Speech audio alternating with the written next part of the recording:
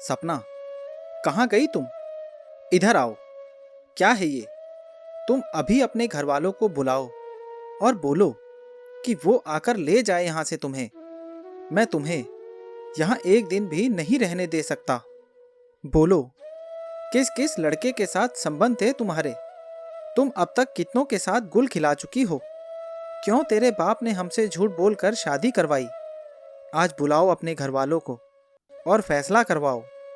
मैं तुमको अब अपनी पत्नी नहीं मान सकता। नरेश चिल्लाए जा रहा था। सपना चुपचाप खड़ी थी। पता नहीं कैसे नरेश के हाथ में सपना को लिखा अभिषेक का प्रेम पत्र लग गया था। सपना उसे समझाते हुए बोली, देखो नरेश, हम आपस में बैठकर बात कर सकते हैं और ये पत्र बहुत पुराना है। हमारी शादी हो चुकी है और मैं अब सब कुछ भूल कर आगे बढ़ चुकी हूँ। मेरी जिंदगी में तुम्हारे सिवा और कोई भी नहीं है। मैं कैसे मान लूं कि शादी के बाद भी तुम सब कुछ भूल चुकी हो? अगर भूल गई होती तो ये लव लेटर यहाँ नहीं पड़ा होता, ये किसी कूड़ेदान में होता। अब ये बताओ कि हमारी शादी को 1 साल हो गया है और 1 साल के दरमियान कितनी बार गई हो अभिषेक के पास? कितनी बार? नरेश ने चिल्लाते हुए पूछा। नरेश तभी बात काटते हुए चिल्लाया, क्या क्या समझने की कोशिश करूं? ये लव लेटर, ये गिफ्ट्स? थोड़ी देर चुप रहने के बाद, कहाँ फंस गए यार इसके चक्कर में। और तेरा बाप तो सबसे बड़ा कमीना है। साला सब झूठ बोल के हमारी शादी करवा दी। मेरी तो जिंदगी ही बर्बाद हो गई यार। वो सर पकड़ के बैठ गया। सपना से कुछ नहीं कहा जा सका। बस आंखों में आंसू आ गए। कैसे नरेश से कहे कि हाँ, प्यार करती थी वो अभिषेक से, लेकिन उनकी शादी के लिए उसके घर वाले तैयार न थे और उसकी शादी नरेश से हो गई। नरेश ने उसे इतना खुश रखा कि वो अभिषेक को भूल चुकी थी। वो जिंदगी में आगे बढ़ गई थी। शादी के बाद अभिषेक से मिलना तो दूर, बात भी नहीं हुई थी उससे। आखिर दोनों ने मिलकर फैसला जो किया था कि जिंदगी में कभी एक दूसरे के लिए मुसीबत नहीं बनेंगे। दोनों एक दूसरे की जिंदगी से दूर हो जाएंगे और दोनों के बीच कोई कनेक्शन भी नहीं रहेगा।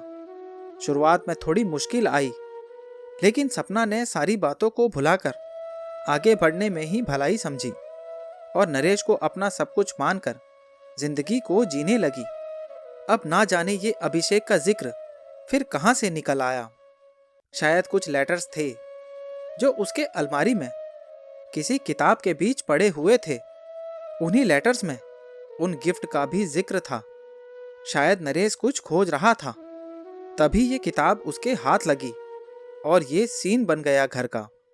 सपना ने नरेश को समझाने का बहुत प्रयत्न किया, पर नरेश कुछ समझने को राजी ना था। उसने अपने घर में माँ पापा को भी ये बता दिया और अपने ससुराल में भी हंगामा मचा दिया। नरेश ने कितना कुछ सोचा था अपनी शादी की सालगिरह को खुशनुमा बनाने के लिए।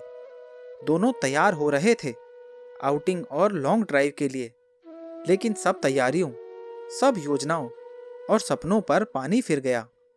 नरेश ने आनन फानन में पंचायत भी बुलवा ली, जिसमें अपने घर के लोगों के अलावा ससुराल के लोग भी थे और उसने सपना के मोबाइल से अभिषेक को भी बुलाया था। एक बड़े होटल में बैठक हो रही थी। बहस, आरोप और प्रत्यारोप का दौर जारी था। नरेश और उसके घरवाले सपना और उसके घरवालों पर धोखाधड़ी के आरोप लगा रहे थे, तो वहीं सपना के घरवाले सपना के ऊपर प्रताड़ना का केस बना रहे थे। हालांकि दोनों इस बात से राजी थे कि शादी से पहले सपना का संबंध अभिषेक से था, लेकिन सपना के घरवाले जाति को लेकर शादी से मना कर रहे थे। सपना की शादी नरेश से हुई और दोनों इस शादी से खुश थे, लेकिन शायद सपना की पिछली जिंदगी उसे छोड़ने को तैयार न थी। बैठक में अभिषेक चुपचाप उनकी बहस और झगड़े को सुन रहा था। सफेद कमीज, काली पैंट के साथ काले रंग का सूट, ऊपर से काली बेल्ट, चमड़े के जूते, काली फीते की घड़ी और एक चश्मा। पहनावे से लग रहा था कि वो या तो अच्छी नौकरी करता है या फिर अच्छा बिजनेसमैन है। सपना ने उसकी तरफ एक बार देखा और फिर चुपचाप दोनों घर की पंचायत को देखने और सुनने लगे। अभिषेक ने भी उसकी ओर देखा, लेकिन उसके चेहरे पर कोई भाव नहीं थे। अब तक दोनों की नजरें मिली नहीं थी। तभी नरेश ने अभिषेक की ओर देखते हुए उस पर तंज कसा। ये देखो जनाब को, लग रहा है जैसे खुद की शादी में आए हैं, सूट बूट में। इस ख्वाब में आए थे कि सपना अब उनकी होने वाली है। नरेश के चेहरे पर चिड़न भरी मुस्कान थी। अभिषेक ने कोई जवाब नहीं दिया। नरेश बोलता रहा, जा सपना, चली जाओ अपने आशिक की बाहों में। तभी सपना के पापा ने आपत्ति जताई। ये क्या मजाक है नरेश बाबू? कोई अपनी पत्नी को ऐसे बोलता है क्या, वो भी उसके पिता के सामने? तब तक नरेश के पिता ने कहा, गलत क्या बोल रहा है नरेश? क्या समझी जी, सच कुछ ज्यादा ही कड़वा लग रहा है। सपना की आंखें भर गई। वो कितनी बदनसीब थी कि उसके सामने उसके पिता की इज्जत तार तार हो रही है और वो कुछ नहीं कर पा रही। कसूर तो उसका ही था। फिर नरेश अभिषेक की ओर थोड़ा चिल्लाते हुए बोला, अबे सुन, ले जा अपनी इस अधूरी मोहब्बत को, और आज के बाद ये मनूस चेहरा मुझे मत दिखाना, वरना हम तुम दोनों को गोली मार देंगे। वैसे भी तुमको आदत होगी जूठा खाने की, पर मुझे और मेरे घर वालों ने कभी जूठा नहीं खिलाया। शायद तुम्हारे घर वालों ने खिलाया होगा। ले जाओ इस जूठे को। उसने सपना की ओर इशारा किया। ये सुनते ही सपना के पापा भड़क गए। नरेश बाबू, आप लिमिट पार कर रहे हैं। इससे ज्यादा आगे कुछ बोलने से पहले अंजाम सोच लीजिएगा। नरेश के पिता ने बात काटते हुए कहा, क्या अंजाम? क्या कर लेंगे आप? धमकी दे रहे हैं हम लोगों को? तब तक नरेश चिल्लाया, आप चुप रहिए ससुर जी। आप लोगों ने मेरी जिंदगी का मजाक बना दिया। आपकी वजह से मेरी जिंदगी तो बर्बाद हो गई ना। फिर अभिषेक की ओर देखते हुए, और इस जैसे कमीने को तो, अरे अगर थोड़ी सी भी शर्म होती तो चुपचाप नहीं बैठा रहता। माँ बाप भी सोचते होंगे क्या नामर्द बच्चा जना है उन्होंने। तड़ाक से एक झन्नाटेदार थप्पड़ पूरे कमरे में गूंज उठा। अभिषेक ने इतनी फुर्ती से हाथ चलाया कि किसी को सोचने का मौका ही नहीं मिला। जब तक उसका दूसरा हाथ नरेश पर उठता, सपना ने उसका हाथ पकड़ लिया। लाल लाल आंखें तर्राते हुए उसने कहा, तुम समझते क्या हो अपने आप को? तेरी हिम्मत कैसे हुई मेरे पति पर हाथ उठाने की?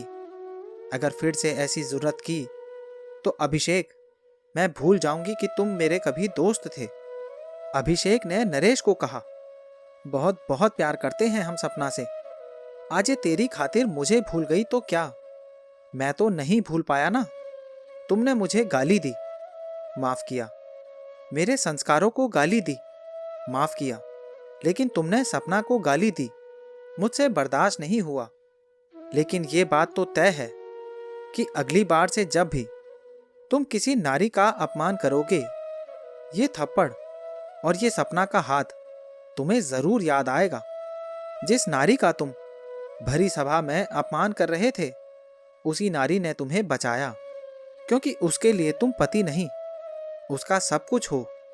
और रही बात जूठे खाने की, तो हाँ, मैंने जूठे खाए हैं, लेकिन अपने माँ बाप के, और इसका मुझे कोई दुख नहीं है, गर्व है। काश अपने माँ बाप का जूठा तुम भी खाए होते, तब शायद इतनी अक्ल जरूर होती कि बड़ों का सम्मान कैसे किया जाता है और नारी की इज्जत कैसे की जाती है। लगता है तेरे बाप ने कभी तुझे जूठा नहीं खिलाया। एक बात और, मुझे नहीं पता तुझ में घमंड किस बात का है, लेकिन तेरा घमंड तो मेरे एक थप्पड़ ने ही तोड़ दिया। मेरे बारे में जानोगे तो पता नहीं तेरा क्या हश्र होगा। मैं तो जा रहा हूं, लेकिन ये वाकया तुम्हें हमेशा याद रहेगा कि किसी ने तेरा गुमान भरी सभा में एक थप्पड़ में तोड़ दिया, लेकिन उसी गुमान को किसी के हाथ ने बचा लिया।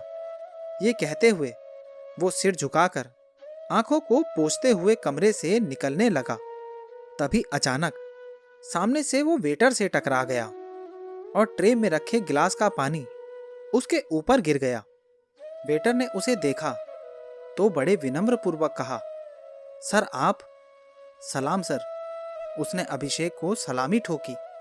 सर सॉरी, सॉरी सर, आप पहले बता देते। अभिषेक ने उसके कंधे पर हाथ रखा और मुस्कुराकर चल दिया। सभी आश्चर्य से दोनों को देख रहे थे। पता चला कि होटल का मालिक अभिषेक ही है।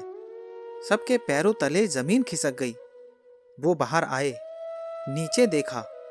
अभिषेक एक काफी महंगी गाड़ी के पास खड़ा था और दो लोग उसके सूट को खोलकर उसे दूसरा सूट पहना रहे थे।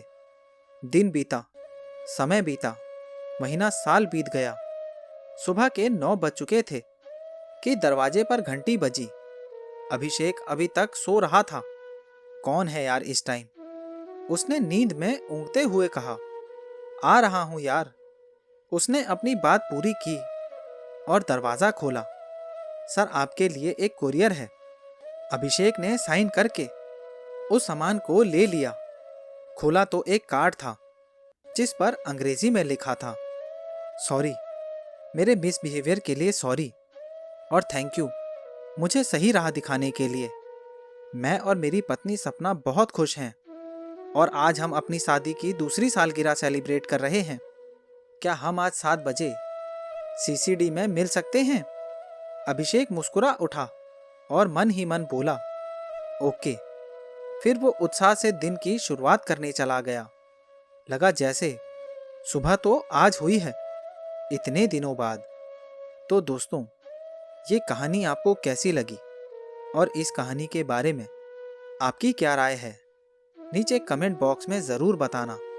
और अगर अभी तक आपने चैनल को सब्सक्राइब नहीं किया है तो सब्सक्राइब कर लेना